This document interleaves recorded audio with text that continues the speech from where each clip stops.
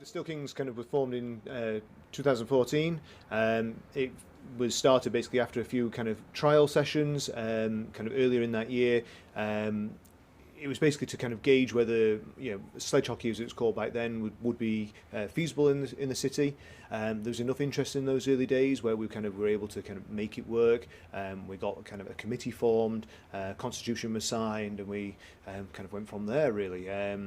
From that point where we started with kind of very little, we've now kind of grown into one of the biggest para ice hockey teams, not just in this country but in the world. We're very active on social media.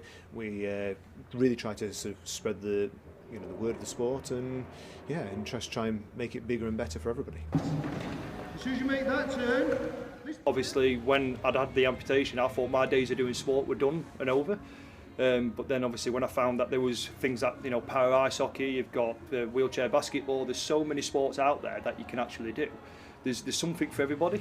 When new people come in, they just get invited into the Steel Kings family, and when they're part of that family, then all of a sudden they can kind of mix and integrate with people, and they suddenly have a new circle of friends because nobody's judging them here. We just get on the ice, and as long as you're prepared to kind of play the sport and battle for each other, then that's normally the best way to kind of form those bonds. So very, very lucky here in Sheffield that we've got Jake as the coach, who actually is sort of setting the example really for other teams in the league to get awareness, social media, things like that, and really get the sponsorship coming in for the team.